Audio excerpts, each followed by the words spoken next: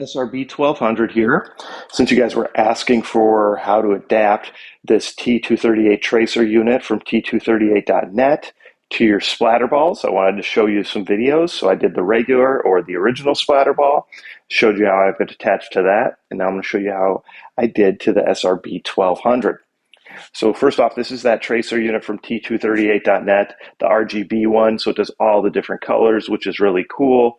There's just a little button on it right here, and you just can change the colors. And really, each time you shoot, it's going to activate a little laser, basically, that follows that gel ball. It's a really cool thing. Watch the demo.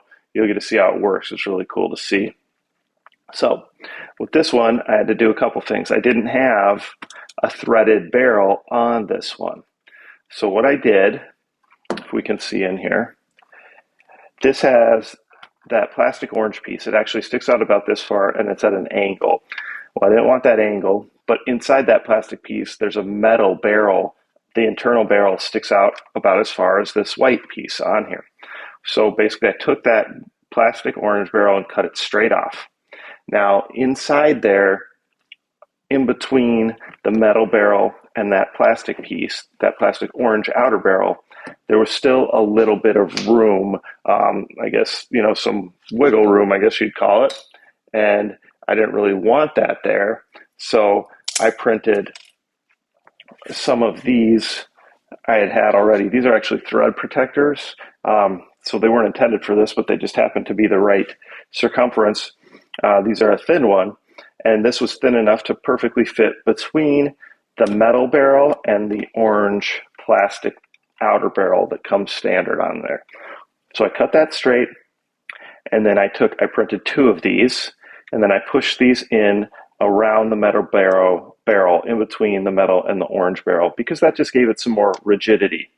Now this piece, the threaded barrel, actually slid in over the top of that metal barrel. There was still room for it. So basically those little pieces just helped hold it in place. So that is what the threaded barrel looks like, minus the threads. This one, the threads broke off on. But that was just pushed in over the metal inner barrel, in between the metal inner barrel and those little white pieces. I printed that way. It was in there nice and tight and had good stability, rigidity. It was going to hold it perfectly straight in place.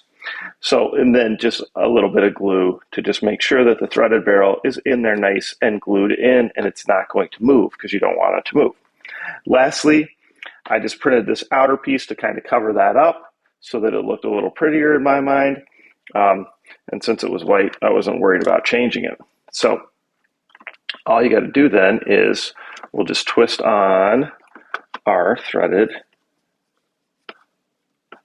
RGB tracer unit. This again is always a little bit confusing because you're twisting it in a wrong direction. So you just kind of have to get used to that.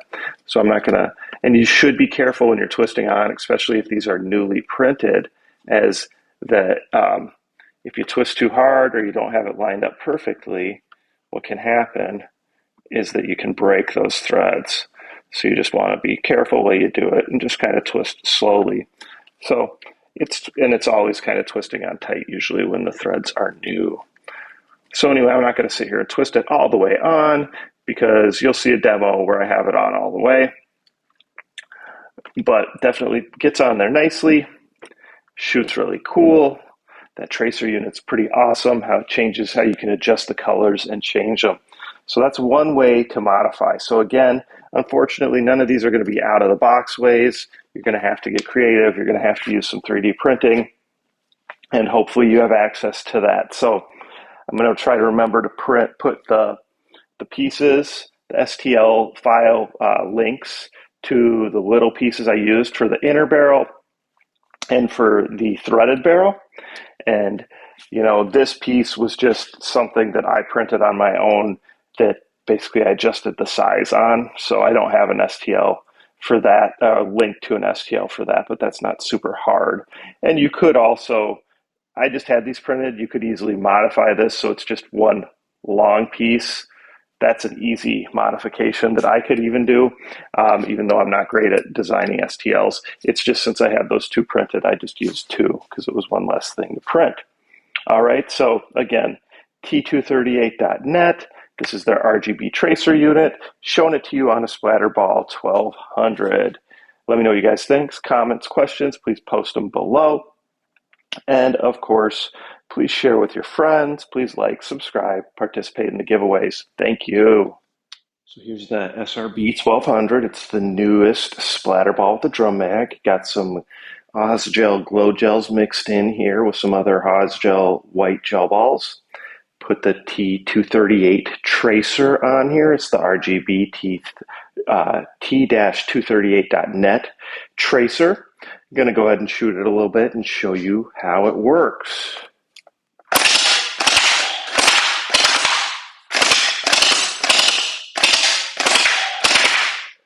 All right, and you can switch the colors out.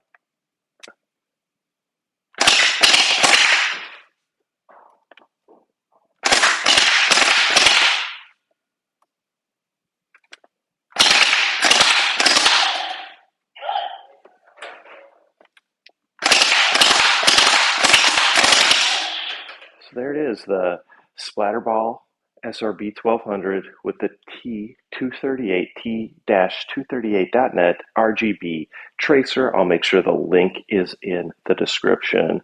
What do you guys think? Comments, questions, please post them. And of course, please like, subscribe, share with your friends, and participate in all the giveaways. Thanks.